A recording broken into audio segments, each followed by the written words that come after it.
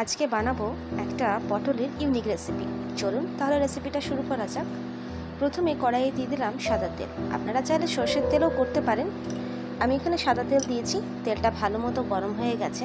দিয়ে দিলাম পটলগুলো লম্বা লম্বা করে কেটেছি আর কিছুটা খোসা রেখে রেখে খোসাটাকে ছাড়িয়েছি। ভালো করে ভেজে নিতে হবে পটলগুলোকে। আমার এই ছোট্ট চ্যানেলে যারা নতুন, অনুরোধ থাকবে চ্যানেলটিকে সাবস্ক্রাইব করে পাশে থাকা বেল আইকনটা ক্লিক করে অল নোটিফিকেশনটাকে অন করে দেবেন।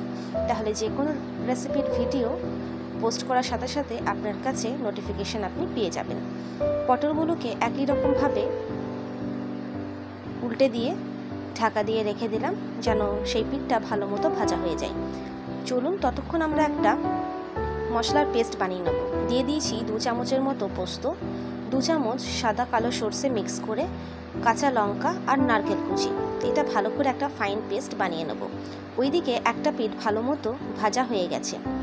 ঢাকা খুলে দেখে নিলাম। আর ঢাকা দিয়ে ভাজার কারণ একটু সিদ্ধ হবে আর একটু ভাজাও হবে, দুটো কাজ একই সাথে হবে। ঢাকা দিয়ে ভেজে নিয়েছি। দিয়ে দিলাম সামান্য মতো নুন, সামান্য হলুদ ভেজে নেওয়ার জন্য।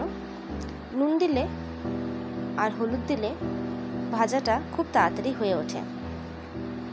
এরপর এপিঠ ওপিঠ উল্টে একদম মচমচে লাল লাল করে ভেজে নিতে হবে। পটল যতটা ভালো ভাজা হয় ততটা কিন্তু টেস্ট এনহ্যান্স হয়। যদি পটলটাই কাঁচা কাঁচা লাগে তাহলে তো খেতে ভালো লাগবে না। পটলটা ভালো মতো ভাজা হয়ে গেছে, তাই দিয়ে দিলাম সর্ষে পোস্ত মিশ্রণটা। দিয়ে দিলাম সামান্য মতো জল, দিয়ে দিলাম 1 চামচ চিনি।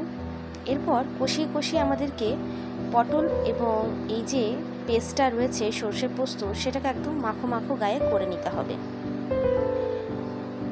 পটলটাকে কষাতে থাকতে হবে, নেড়ে চেড়ে নিয়ে ভালো করে ভেজে নিতে হবে। তাহলে সর্ষে পোস্তটা কাঁচা গন্ধটাও থাকবে না আর পটলটাও সিদ্ধ হয়ে যাবে। কোনো রকম ঢাকা দেওয়ার প্রয়োজন নেই।